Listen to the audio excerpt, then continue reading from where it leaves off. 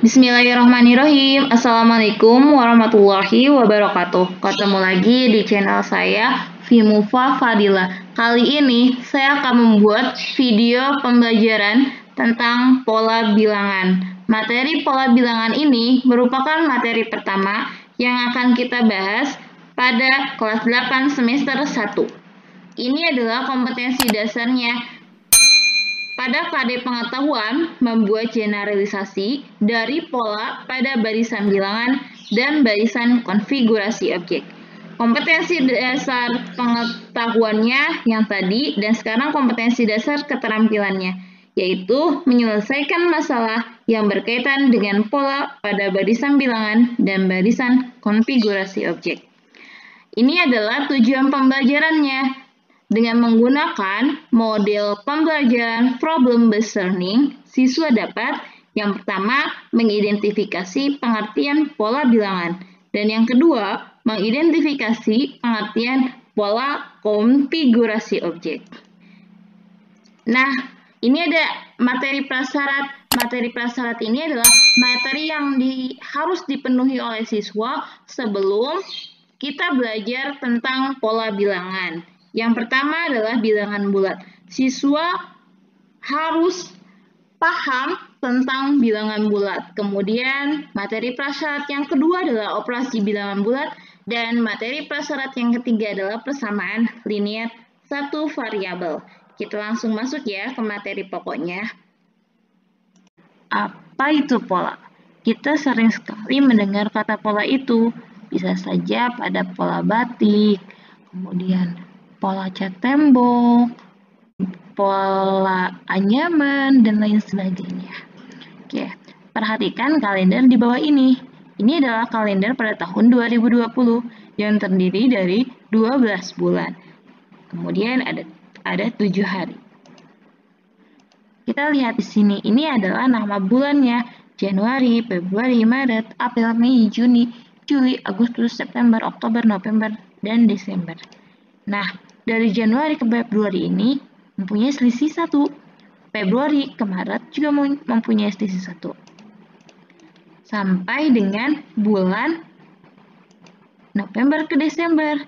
Tetapi dari Desember ini dia akan kembali lagi ke bulan Januari. Ini juga disebut pola ya teman-teman.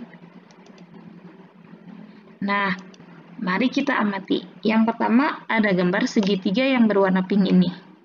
Kemudian ada gambar lingkaran, ada gambar jajar genjang, gambar belah ketupat.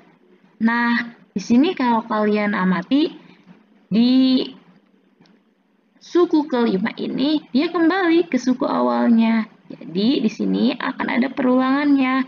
Apakah bangun datar ini membentuk sebuah pola? Tidak.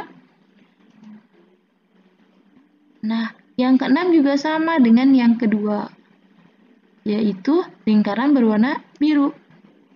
Bangun datar selanjutnya apa ya? Kalau kita perhatikan, bangun datar yang pertama ini sama seperti bangun datar yang kelima. Bangun datar yang kedua ini sama seperti bangun datar yang keenam. Jadi, bangun datar yang ketujuh ini akan sama dengan apa? Ya, sama dengan bangun datar yang ketiga, yaitu jajar genjang. Nah, jadi pola itu apa? Pola adalah bentuk yang memiliki aturan teratur. Itu disebut dengan pola. Kita lanjut teman-teman. Apa itu pola bilangan? Kalau kita tadi sudah bahas tentang pola, sekarang kita masuk ke pola bilangannya. Coba perhatikan gambar di bawah ini. Ini adalah pola bilangan pada cangkang keong, yaitu membentuk 1, 1, 2, 3, 5, 8, 13, 21. Ini membentuk barisan bilangan teman-teman. Kita lanjut ya di gambar yang selanjutnya. Ini adalah pola bilangan pada kelopak bunga. Kelopak bunga ini yang pertama ada 1, 2, 3, 5, 8, 13. Nah, ini juga sama membentuk sebuah pola pada cheerleaders ini. Kita lanjut ya teman-teman. Yuk, amati. Yang pertama ada angka 1, 4, 7, 10. Ini membentuk barisan bilangan. Coba kalian perhatikan, dari angka 1 kenapa bisa jadi 4? Apakah ditambah, atau dikurangi, atau dibagi, atau dikali? Kalau kita lihat, dari 1 ke 4 berarti ini ditambah dengan 3. Dari 4 ke 7, ini juga sama, ditambah dengan 3. Dari 7 ke 10, ini juga sama, ditambah dengan 3. Jadi suku selanjutnya berapa? Kita lihat di sini. Ini sama-sama ditambah 3. Berarti suku selanjutnya juga ditambah dengan 3. Nah, ini yang disebut dengan aturannya. Sehingga suku selanjutnya adalah 13. Kita lihat lagi, jika ditambah 3 akan menghasilkan 16.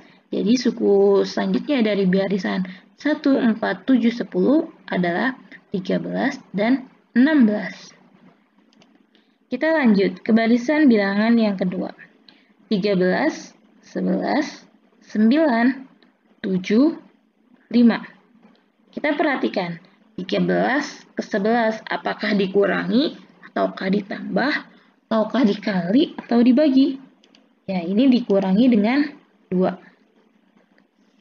13 dikurangi 2 itu 11. 11 ke 9 berarti dikurangi 2. 9 juga ke 7 dikurangi 2. 7 ke 5 dikurangi 2. Sehingga suku selanjutnya itu pasti dikurangi 2. Maka 5 dikurangi 2. Nah, ini dikurangi 2 ini membentuk sebuah aturannya. Sehingga 5 dikurangi 2 itu hasilnya 3. Suku selanjutnya berapa? Sama, dikurangi 2. Jadi 3 dikurangi 2 sama dengan 1. Jadi, barisan bilangan dari 13, 11, 9, 7, 5 itu adalah 3 dan 1. Kita lanjut ke barisan bilangan yang ketiga. Ada 2, 4, 8, 16, 32. 2 suku selanjutnya berapa? Nah, kita lihat di sini, 2 ke 4. Dia punya selisihnya 2. Bisa ditambah 2, bisa dikali 2. Tapi kita lihat di suku selanjutnya, apakah 4 ditambah 2 hasilnya 8? Kan tidak mungkin. Apakah 4 dikali 2 hasilnya 8? Iya, sehingga di sini 2 kali 2 hasilnya 4. 4 dikali 2 hasilnya 8. 8 dikali 2 hasilnya 16. 16 dikali 2 hasilnya 32. Nah, 2 suku selanjutnya berapa? Sehingga pertama 32 kita kalikan dengan 2. Kali 2 ini merupakan aturannya. 32 dikali 2 hasilnya 64. Dikali 2 lagi hasilnya 128. Sehingga 2 suku selanjutnya itu adalah dari 24, 8, 16, 32, yaitu 64 dan 128. Kita lanjut ke barisan bilangan yang keempat. 729, 243, 81, 27, dan 2 suku selanjutnya berapa? Kita lihat di sini.